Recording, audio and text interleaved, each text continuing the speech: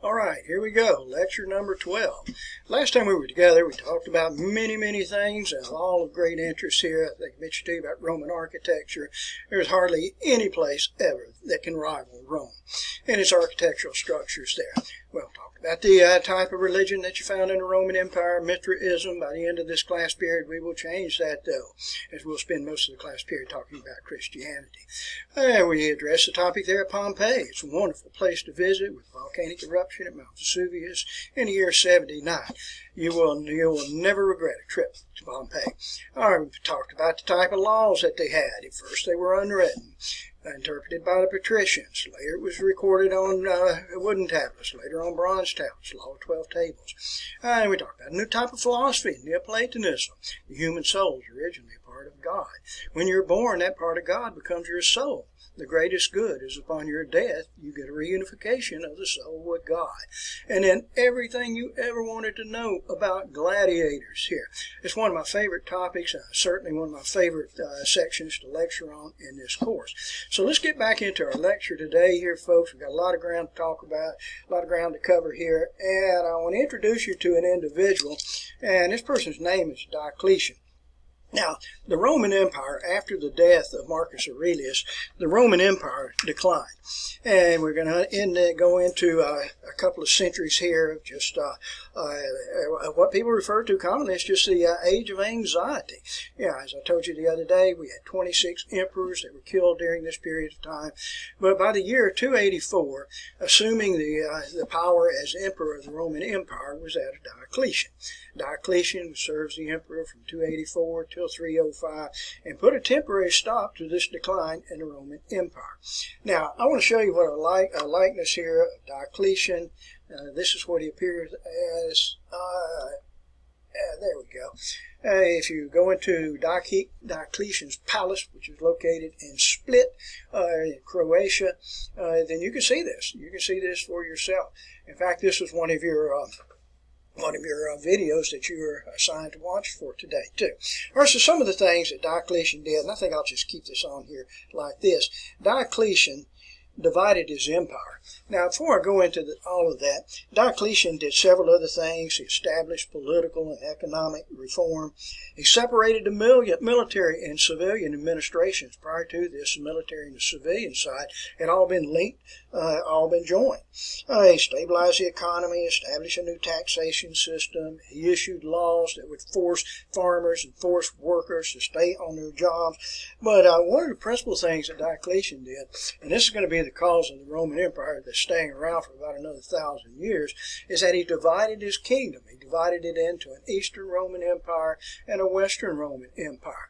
Diocletian ruled from the east. He ruled from the east in a place called Nicomedia. I'm out of visual space today here, class, so I'm just going to have to let you use your imagination on that. You can't see it behind me, but I have several things that deal with Christianity, several brochures that I felt like were more important than allowing you to look at a map here of Turkey, some places such as that. But he divided his kingdom. Diocletian ruled from the east. He had a counterpart that ruled from the west. Diocletian was the principal emperor, but he had a secondary person by the name of Maximian, and Maximian ruled from Milano, or as you would pronounce it, Milan, which is on the Italian peninsula. Each one of these individuals, Diocletian, Maximian, had a secondary individual. For Diocletian, it was Galerius. For Maximian, it was Constantius. And the four of them worked together. I want to share another photograph with you. This is also in your textbook.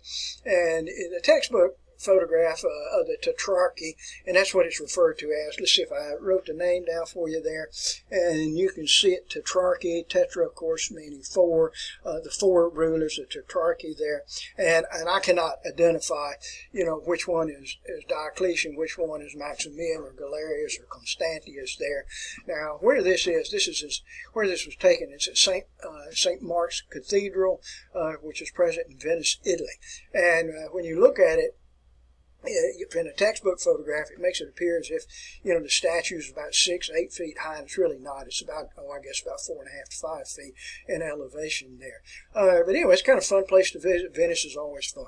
Okay, but back to Diocletian we go. He divided his kingdom there. Let's see what else I wrote down for you. Established a system of succession. And what this means is kind of like what we have in our country today. Heaven forbid if something would happen to the President of the United States, he would be followed by the Vice President. The Vice President, if something happens to him, then we have others that will follow. It's a system of succession there. And that's what Diocletian was attempting to establish here. Unfortunately, it is not going to work here. Now, Diocletian is also, I'm not going to say given credit, because this is not good, but it was a part of the Great Persecution. This took place in the year 303 to 313. Christianity at this time is just starting to get a toehold, more on that in a little bit anyway. And Diocletian was a part of this, in this Great Persecution in which many, many Christians lost their lives. Okay, now Diocletian, he was not a Caesar Augustus. He was not an Octavian. He was an autocrat, almost like a dictator. He took the title Dominus, or sometimes people refer to it as Dominus Idus, and that's what he referred to himself as Lord and God. It's like he is a deity. He wore a diadem, a purple gown, and this gown, which was interwoven with gold. If you visited Diocletian, if you were fortunate enough to be granted a call with Diocletian, and if he was in a especially good mood, he might allow you to prostrate yourself in front of him and actually kiss the robe of Diocletian. Well, Diocletian constructed a palace in Split. This is the topic which is on your video, and I want you to look at that. Split's a wonderful place to visit. It's located in Croatia. The name of the town is Split. I'm going to insert a video here. This is a part of Diocletian's palace. In fact, in that area right in the center, that's where Diocletian supposedly lies and rests today. You're not allowed to go inside. But on the other hand, some people will tell you that Christians actually removed the body of Diocletian from the structure in revenge for Diocletian and the Great Persecution here. Here's one of the walls there of Diocletian's palace. It's kind of a neat place to spend some time with. Anyway, it was the entire palace was filled with just rubbish, with garbage for many years, and it took a number of years to actually remove all that garbage. But anyway, you find Croatia, by the way, as you visit there, is one of the most beautiful, beautiful places in the Balkans. Beautiful towns there like Split or Dubrovnik or Plitvice Lakes, places such as that. Now, Diocletian retired. He did not die at this time, but he retired in the year 305, and he retired to go to his palace at Split and to grow cabbages. Or that's what some historians will say anyway. But unfortunately, the system of succession did not take place as Diocletian has envisioned here. Maximian also retired at this roughly the same period of time, and civil war broke out. Now, the individual that will come out on top as a result of that civil war is Constantine. I think in our country most people pronounce it Constantine, but if you go to Europe you'll see the traditional pronunciation is Constantine. I've got a lot to tell you about Constantine. His rule was from 306 to 337. Originally he ruled from the west, and then later he established a brand new capital, and he named this capital for himself. And this capital, which is known as Constantinople. Now, Constantinople is right in the area here, which it separates Europe from Asia. Today we don't recognize Constantinople. Today we refer to it as Istanbul, Turkey. But it's a beautiful, beautiful area, by the way. All right, so anyway, that is Constantine. And I'm not through talking to you about Constantine today. One other individual here before we leave this topic entirely here, and this will be one of the successors to Constantine, is that of Theodosius. And let me get the likeness here. Way here of Diocletian. All right, and Theodosius, I do not have a likeness of him, often referred to as Theodosius the First, Theodosius the Great. His rule was from 379 to 395, and after the death of Theodosius, you'll pretty much find that the Roman Empire will begin to disintegrate here. All right, now I want to change our subject entirely, and I want to go into a subject here, and I'm looking around for some visuals, which I do not see here, and this subject which deals with Christianity. Now, Christianity was founded by two individuals, was founded by Jesus And both of those likenesses there, this mosaic here, which is on this side, and both these mosaics are of Jesus. And also founded by St. Paul. All right, and I wrote the name out here for you right there. All right, Jesus and St. Paul founded this religion. Today we find in our world we have 2.2 billion Christians. 77% of the American population is that of Christians, and 1/3 of the world is that of Christian. All right, now, we're going to spend quite a bit of time here talking about Christianity. It's going to almost feel like that you're present for a church service. But bear with me on this. We'll get through this. And sure enough, here, folks, in the next lecture or two, we're going to pay just as much tribute to that of Islam, the Muslims and Islam, as we do to Christianity, too. And for Islam, as I'll tell you at a later time, it is catching up rapidly in its popularity as a religion here to that of Christianity. Okay, in the world's population, we have 7 billion people. So you look at this, 2.2 billion Christians. So it makes up, around 1/3 of the world is that of Christians. Now, Jesus of Nazareth. And I showed you the likeness of him right there. Jesus of Nazareth was born somewhere around the year 6 to 8 BCE. Many people try to say that Jesus was born in the year 1 AD, Anno Domini, and as it turned out, there'd been an error in the dating system, and a priest by the name of Dionysus made a dating error. He did this in 525, and it was realized that he was off a few years. So most historians will tell you that Jesus of Nazareth was born in the year of about 6 to 8 BCE. Born in Nazareth, this is in an area of Galilee. It's close to the Sea of Galilee. You can go to the city of Nazareth today. It's a quite large city. When you look at it, it's probably not much larger than Jasper, Alabama, but it's just a lot of people in a very, very close environment. During this time, there was a lot of religious emotionism that was taking place in the Holy Land. People were looking for a Messiah. They were anticipating a Messiah. They wanted to be free from the yoke of the Romans. The Romans were more interested in peace, the Pax Romana, than anything else, but nevertheless, it was just the presence of the Romans there. Now, for the Hebrews were led by Herod. This is King Herod. King Herod died, I think it was in the year 4 BCE. And King Herod, the stories were going around that a Messiah was going to be present in the Holy Land in Jerusalem. And so the King Herod, who was half Jewish, half Arab, had ordered that all the firstborn the children, the males, to be their lives to be taken. All right. So anyway, there's a name here, Herod the Great. It's kind of confusing. There are a lot of Herods, by the way. And where Jesus was born, he was born in an area which is called Bethlehem. Now, that's the way it is today. If you go to Israel today, the city is known as Bethlehem. We have corrupted the pronunciation on it. This is Bethlehem. And I didn't have enough space here to show you on my map here, but if we were in class together, I would bring one of you up to my map and have you to identify a town that was at my fingertip, which is a few miles south of where Jerusalem is located today. And the student that would be chosen would go up and you would make an attempt to read the name Bethlehem. And I would say, okay, that sounds very, very good here. Bethlehem is about 80 miles away from where the Sea of Galilee is located, and where Nazareth is located. And I would also take that same student and point on the map and ask that student to identify another city. And the student would look at that and they would say, that is Bethlehem. And so what you actually have here, you have a Bethlehem that is located next to Nazareth and a Bethlehem that is down south of Jerusalem.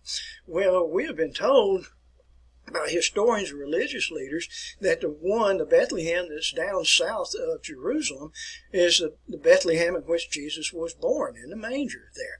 And archaeologists that have dug in that area can find no evidence that dates back to the time of Jesus in the Bethlehem that's by Jerusalem. On the other hand, you can find evidence that dates back to the time of Jesus in the Bethlehem that is outside of Nazareth. So you just have to draw your own conclusions conclusion on that here, folks. I don't know. Anyway, and that's kind of interesting with that. Let's see. I've got an article here, and if you were in class, you could read through this article. And the article just says, where was Jesus born? And that's what it deals with, Jesus being born probably in the area around the Sea of Galilee, more so than not here. Okay, so let's continue on with this here. I want to come back to some of the photographs here, and I've got a lot of photographs to share with you. But during this time, for the Hebrews, for the Jews, there were a number of different Jewish groups here. We had one group, which were the Pharisees. The Pharisees are the separated ones. These were the teachers and preachers. The Pharisees believed in not only the written Hebrew laws, but they also believed in the oral laws of the Hebrews here. And I hesitate to use the word old-fashioned, but they believed in the old religious ways. And then we had another group here, and this group of Hebrews were the Zealots. Now, the Zealots, these were the radicals. These were the radicals. They wanted to overthrow the Romans by force. And in fact, on several occasions, they attempted to do so. So I'm going to allow myself to stray a little bit here, folks. And one of the Zealot rebellions against the Romans took place in 69 to 70 CE. And it took place in an area which is called Masada. Now, Masada is not very far from the Dead Sea. In fact, if you take the cable car and go up to the top of where Masada is, you can actually look directly down on the Dead Sea. I'll share this with you here. This is it is a mountaintop fortress. It was built by King Herod. It was one of King Herod's palaces. You can see it up here. It's 13 feet above the desert, above the Dead Sea itself here. And the way the stories go is that when these, let's darken this, when these zealots, hang on, I'm trying to get that dark, when these zealots revolted, the Romans chased them away, and the zealots actually went up and took sanctuary up here at Masada itself. And for the Romans went in pursuit of them, but 1,300 feet in the air, the Romans couldn't scale the cliffs to get up to where the Hebrews, where the Jews were at the top. I'll show you what it looks like from another photograph here at Masada. It's a great story behind this. This is what it looks like. This photograph was shot at sea level, and you can see the 1,300-foot elevation there, and it was just impossible for the Romans to get to. So what the Romans attempted to do, they were just going to starve out the Hebrews that were on top at Masada. And as it turned out, they had the Hebrews had well provisioned water and had storage, stockpiled water and food, so that was impossible for the Romans to starve them out. So what the Romans attempted to do, let's make sure I can get this positioned properly, the Romans were going to construct a ramp. If you look at the bottom down here, right here, you can see the remains. We're talking about 2,000 years ago almost. You can see the remains there, some Roman camps. And if you're trying to figure out what this structure is here, that is a rampway. And it's a ramp that was constructed by the Romans, and at first they attempted to construct it themselves, Romans, trying to scale the cliffs up here, this ramp, and get up to where the Hebrews were up at the top, which is up in this area right here. And what the Hebrews were doing, they were actually just rolling stones down the ramp and killing the Romans. So the Romans began to use Hebrews that they had captured to construct this rampway going up to the fortified city at Masada. And according to Hebrew laws, you cannot murder another Hebrew, another Jew, so that Hebrews could not, defend this. So the ramp went longer and longer, further and further, and it finally got up to where the walls of Masada actually were there. And the Jews inside realized, that it was just a matter of time before the Romans broke down the doors there, broke through the walls. And so what they did, they made a decision that the elders, 100 of the elders, got together and made a decision that they did not want to be captured. So they all agreed that they would return to their families that night and take the lives of their family members. And then the 100 got together again. They chose 10, and they agreed that 10 would take the lives of the other 90. And then when that took place, according to the stories here, then one was chosen to take the lives of the other 9 as they bared their throats and had their necks slashed too. And then that one person that remained committed suicide and took his own life. This is according to the stories here at Masada. Then when the Romans actually did breach the walls at Masada and entered, there was nobody alive there. So anyway, it's a good story there. Several movies have been made about it. Let's see, I think I had one other photograph here. This is a view showing you from the Masada itself, actually looking down at the Dead Sea. I'm upside down, but this is the Dead Sea that's back in the background right there. Okay, so anyway, kind of an interesting story with that. Okay, so that's our story there on Masada. And let's see where we are. Okay, now I want to go back to the Hebrews here. We talked about two religious groups, the Pharisees, and we talked about the Zealots. And there was another group, and this group which we called the Essenes. Now, the Essenes were ascetics. I told you what asceticism is the other day. A greater spiritual life can be achieved through self-denial and avoiding pleasures. And anyway, they believed that they could achieve a close relationship with Yahweh through repentance, through asceticism, and a mystical union with God itself. All right, so anyway, that's kind of the idea that we have. Oh, and I left out, there was one other group here, which were the Sadducees, and I don't know if you can read my writing there. It's Sadducees. I'll spell it again for you. Sadducees. Now, this is a temple priesthood, and this is a leadership, if you will, in the Hebrew faith here. They believe only in the written laws, and they do not accept that of the old stories as put forth by the Pharisees. This is a temple priesthood itself. All right, now, the record on this is very vague, and it's very controversial. We have no written accounts. There were no eyewitness accounts that recorded anything. The only thing we have to go on are the first four books of the Old Testament, Matthew, Mark, Luke, and John here. The oldest of which was Mark, or I should say the earliest of which was Mark. And I guess you could look at it oldest or earliest, whatever. But anyway, it was written approximately 30 to 40 years after the death of Jesus. So there's no eyewitness accounts to this whatsoever. All right, we get it only through the scriptures. All right, so anyway, let's go back here, and I want to tell you a little bit about, looking around for something here, tell you a little bit about what Jesus promoted here. Jesus denounced greed, licentiousness.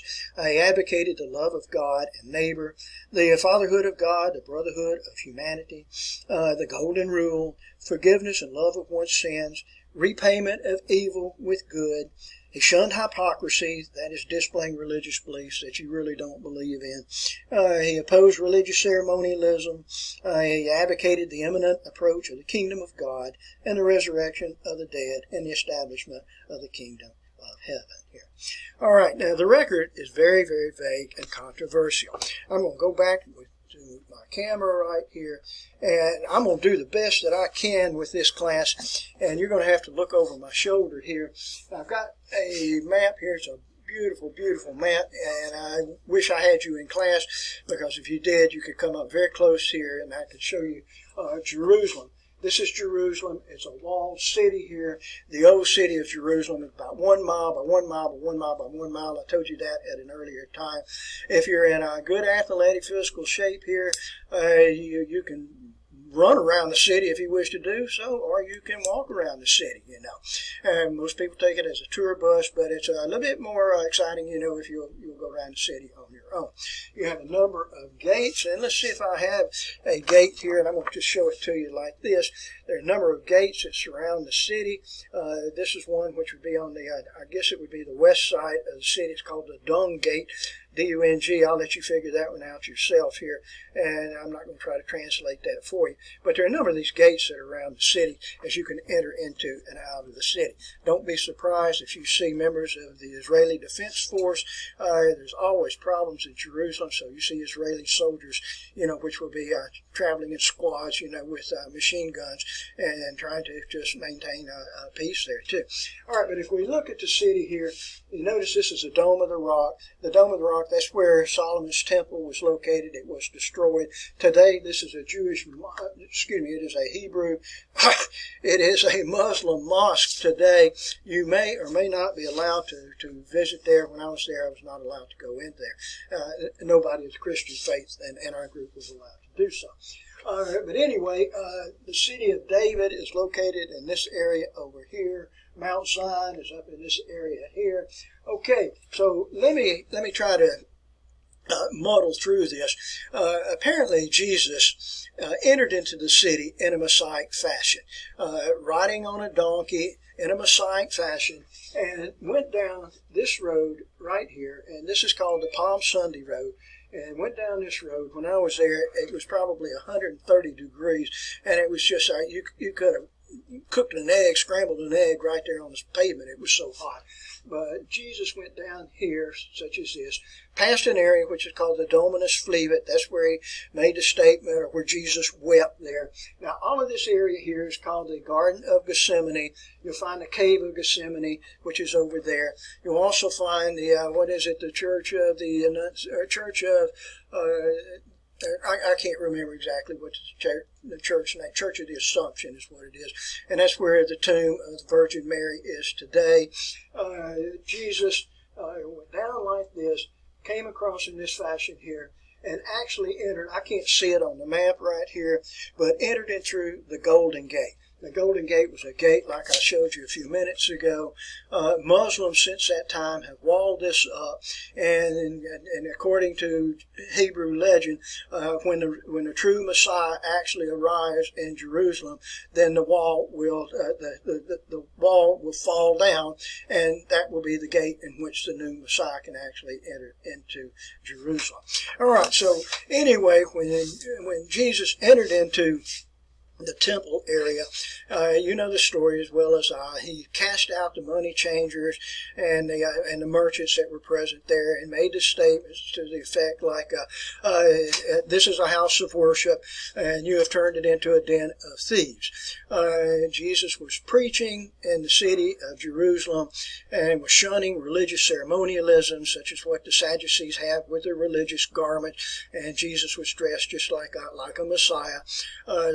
Some people would say it was at this point that he actually claimed that he was the Son of God, and which, of course, was blasphemy in the eye of the Sadducees. And he was arrested by high church officials of the Sadducees, and they tried him for blasphemy and treason.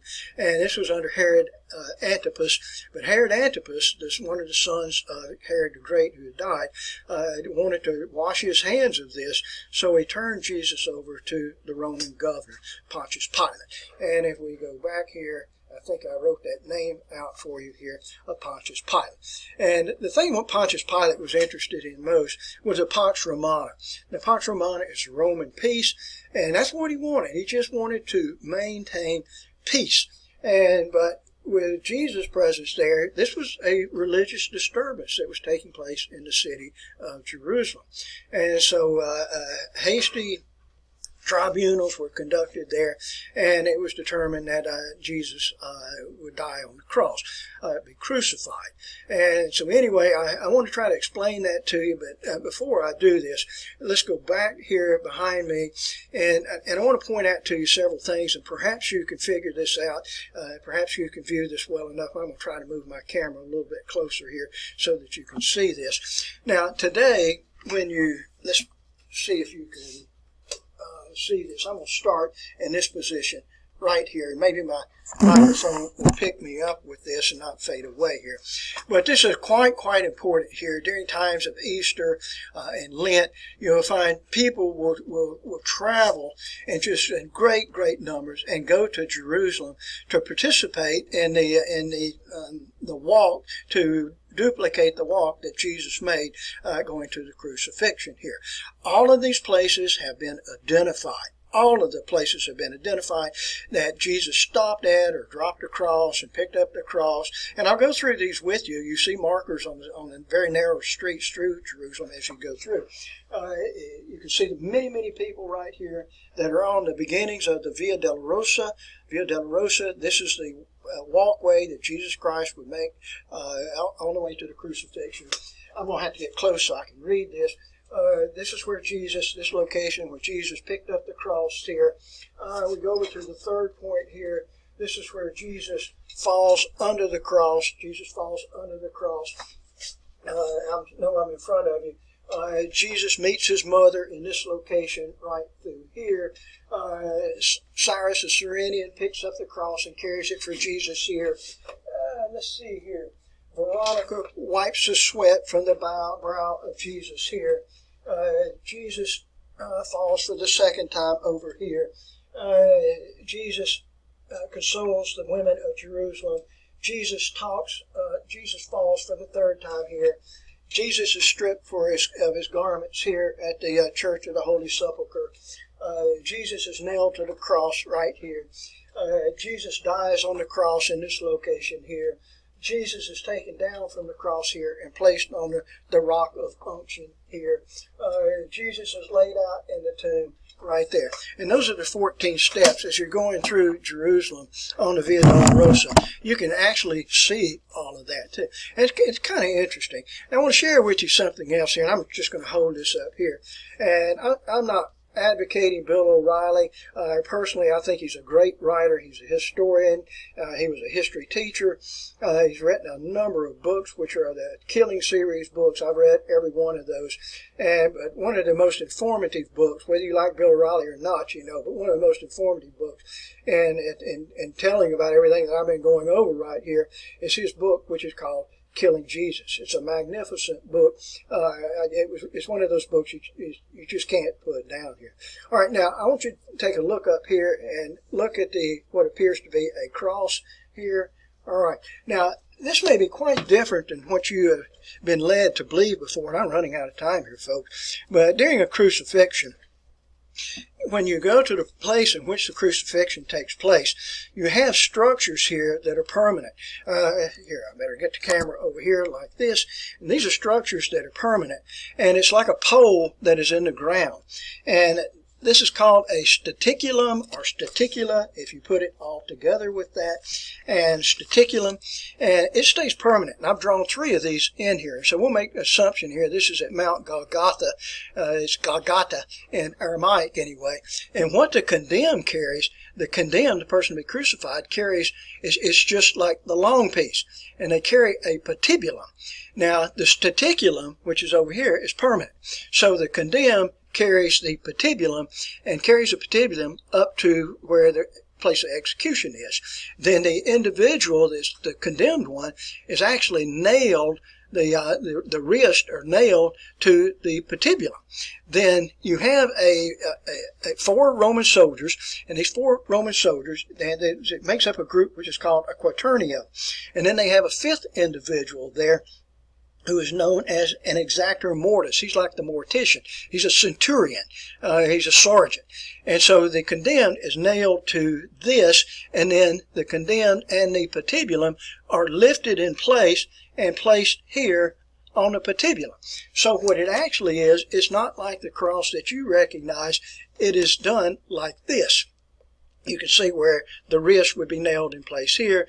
The feet are placed here on like a little ledge. If you don't do that, then the crucifixion, the death will take place very, very quickly. You have to take some of the pressure off of the thorax of the body, otherwise the individual will die quite quickly here. All right, so anyway, and that's the crucifixion here taking place there. Okay, so I want to share some photographs with you before we run out of time here, folks. And these are photographs here. This was taken in Nazareth.